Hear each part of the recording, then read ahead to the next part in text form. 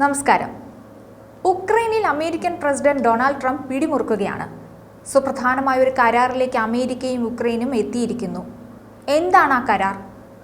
ഉക്രൈന് ട്രംപിന് തീരെഴുതി കൊടുക്കേണ്ടി വരുമോ എന്നൊക്കെയുള്ള ചോദ്യം ഇപ്പോൾ ഉയർന്നു വരുന്നുണ്ട്. ട്രംപ് നല്ലൊരു ബിസിനസ്സുകാരനാണ്. കച്ചവടത്തിലെ തന്ത്രവും കുതന്ത്രവും എല്ലാം ട്രംപിനറിയാം. അതൊന്നും ട്രംപിന് ആരും പഠിപ്പിച്ചു കൊടുക്കേണ്ട കാര്യമില്ല. കുറച്ചു വർഷമായി യുക്രൈനിൽ എന്താണ് സംഭവിച്ചുകൊണ്ടിരിക്കുന്നത് നാം കാണുന്നതാണ്. 2022 ഫെബ്രുവരി 24 ശേഷമാണ് യുക്രൈൻ്റെ തലയെഴുത്ത് മാറിയത്. റഷ്യ യുക്രൈൻ യുദ്ധം ഇങ്ങനെ നീണ്ടുപോവുകയാണ്. ഇതിനിടയിലാണ് നിർണായകമായ ധാതു ഖനന അല്ലെങ്കിൽ പ്രകൃതി സമ്പത്ത് കരാറിലേക്ക് അമേരിക്കയും യുക്രൈനും ധാരണയായതെന്നാണ് പുറത്തുവരുന്ന വിവരം. റഷ്യ യുക്രൈൻ യുദ്ധം വേഗത്തിൽ അവസാനിപ്പിക്കാൻ അമേരിക്കൻ പ്രസിഡന്റ് ഡൊണാൾഡ് ട്രംപ് ശ്രമിക്കുന്നതിനിടെയാണ് ഈ നീക്കമെന്നെടുത്തു പറയണം. അമേരിക്കയുടെ പിന്തുണ നേടാനുള്ള ശ്രമത്തിന്റെ ഭാഗമായിട്ടാണ് കരാറിന് യുക്രൈൻ സമ്മതിച്ചെന്നാണ് പറയപ്പെടുന്നത്. റഷ്യക്കെതിരെ പിടിച്ചു നിൽക്കണമെങ്കിൽ അമേരിക്ക പോലൊരു രാജ്യത്തിന്റെ സഹായം ഉക്രൈന് കൂടിയേ തീരൂ. അതുകൊണ്ടാണ് ഇത്തരമൊരു കരാറിലേക്ക് യുക്രൈൻ എത്തിയിരിക്കുന്നത്. ഇനി കരാറിലേക്ക് വന്നാൽ $500 ബില്യൺ വിലമതിക്കുന്നതാണ് ഈ കരാർ. ധാതു ഖനന കരാറിലെ കരട് വ്യവസ്ഥകളിൽ അമേരിക്കയും യുക്രൈനും പരസ്പര ധാരണയിൽ എത്തിയിട്ടുണ്ട്. സുരക്ഷാ ഉറപ്പുകളോ ആയുധങ്ങളുടെ തുടർച്ചയായ കൈമാറ്റമോ കരാറിലില്ലെന്നും സൂചനയുണ്ട്. 2022 റഷ്യയുടെ അധിനിവേശത്തിന് ശേഷം ഉക്രൈനെ പിന്തുണയ്ക്കുന്നതിനായി ചെലവഴിച്ച കോടിക്കണക്കിന് രൂപ തിരിച്ചു പിടിക്കാനുള്ള ഒരു മാർഗമായിരിക്കാം ഈ കരാറെന്നും ഒരു വിഭാഗം പറയുന്നുണ്ട്. ലോകത്തിലെ ഏറ്റവും ആവശ്യക്കാരുള്ള ധാതുക്കളുടെ ഒരു പ്രധാന പങ്ക് ഉക്രൈൻ്റെ കൈവശമാണുള്ളത്. നൂതന സാങ്കേതിക വിദ്യ, പ്രതിരോധ വ്യവസായങ്ങൾ, ഹരിത ഊർജ പരിവർത്തനങ്ങൾ എന്നിവയ്ക്ക് ഇവ വളരെ അത്യാവശ്യമാണ്. യുക്രൈൻ 100-ലധികം പ്രധാന ധാതുക്കളുടെ നിക്ഷേപങ്ങൾ നിയന്ത്രിക്കുന്നുണ്ടെന്നാണ് കണക്കാക്കുന്നത്.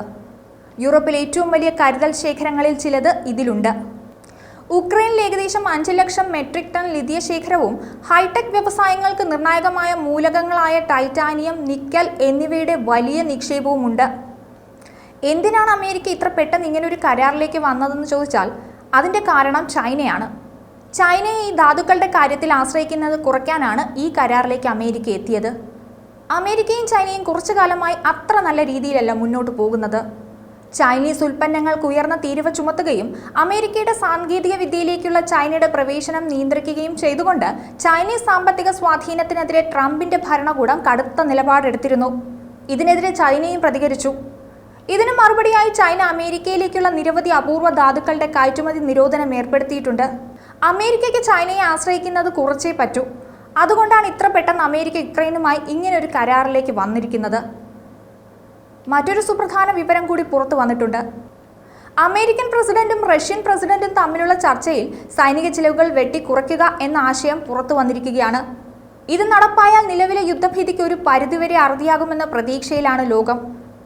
റഷ്യ, അമേരിക്ക, ചൈന എന്നീ രാജ്യങ്ങളിലെല്ലാം പ്രതിരോധ ബജറ്റ് പകുതിയായി കുറയ്ക്കണമെന്ന ഡൊണാൾഡ് ട്രംപിന്റെ നിർദ്ദേശത്തെ റഷ്യൻ പ്രസിഡന്റ് വ്ളാഡിമിർ പുടിൻ പിന്തുണച്ചതോടെയാണ് പുതിയ പ്രതീക്ഷകൾക്ക് തുടക്കമായത്.